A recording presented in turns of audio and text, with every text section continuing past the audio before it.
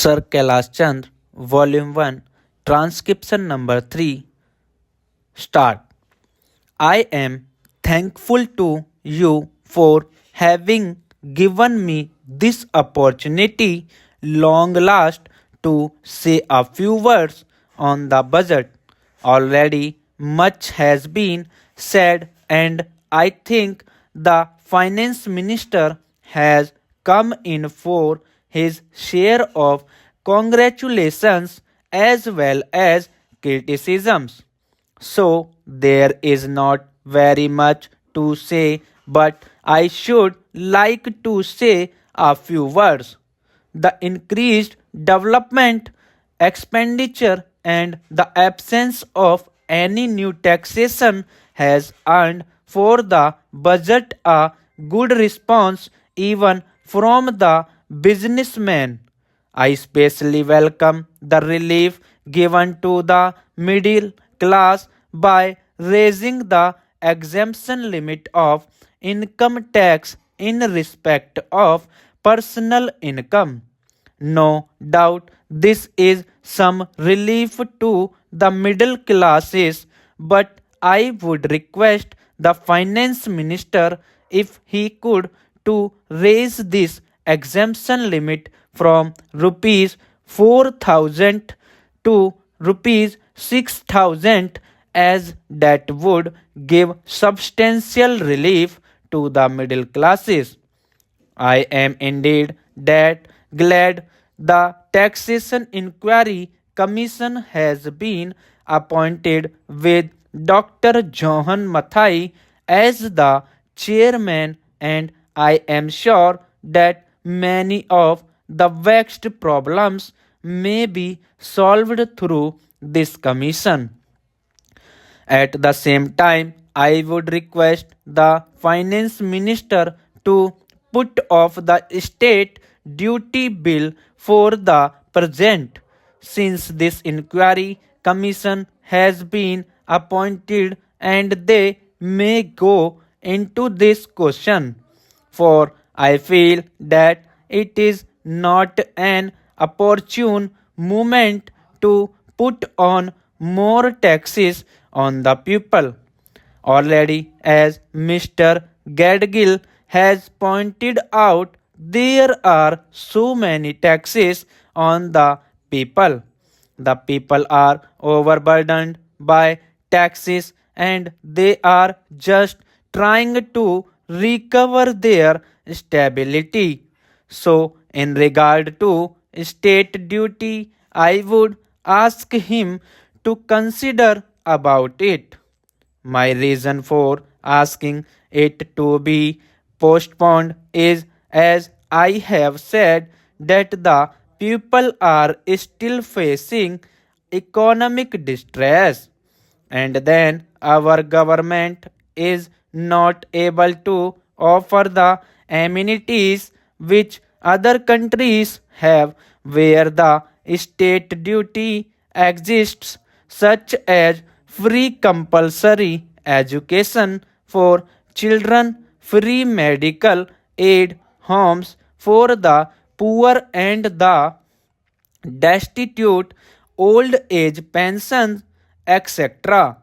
So, my humble suggestion is that this point may be considered by the Taxation Inquiry Commission. I agree that there is a brighter side of the picture and that instead of continually harping on our poverty, we should also see the bright side. We are making encouraging progress towards laying the foundation of a welfare state.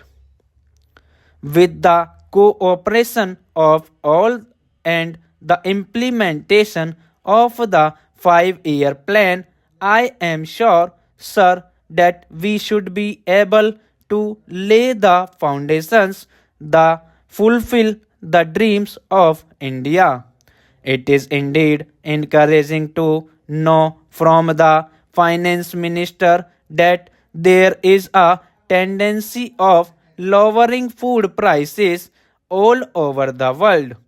And in that case, the prices in our country too would be lowered.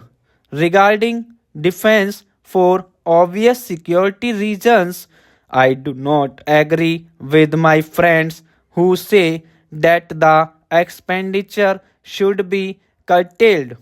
It is not advisable to take any undue risks and slacken the defense arrangements.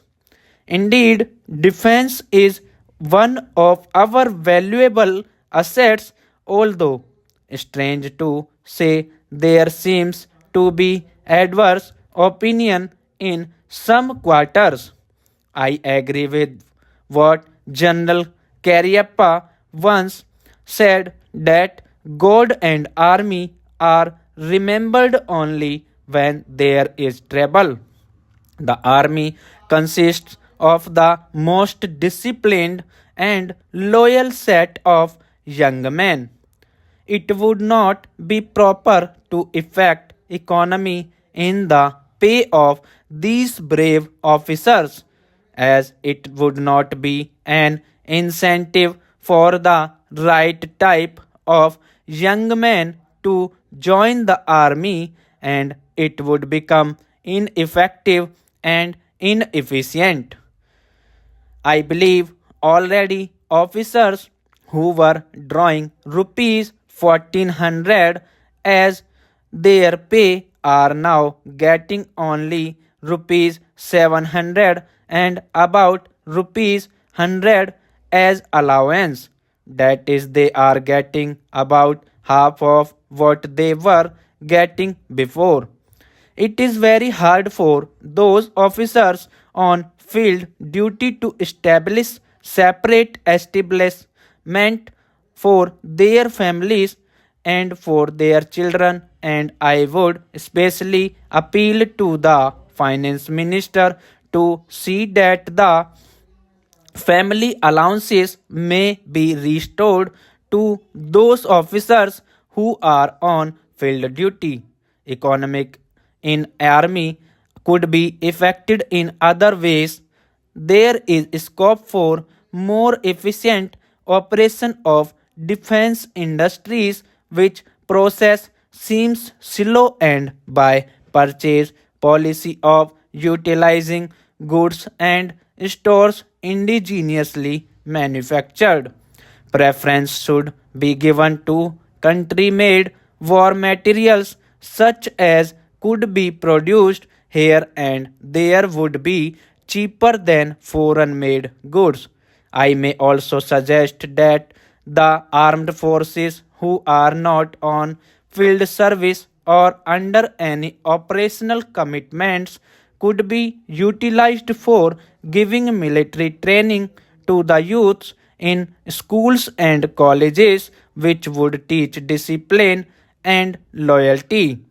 The university authorities should make military training as part of their compulsory education, just as they have adopted social, domestic, and political sciences. The National Cadet Corps is already inculcating military training in some universities such as Bombay and Calcutta. But if military training is made compulsory for our university students, it will go a long way. 100 WPM completed.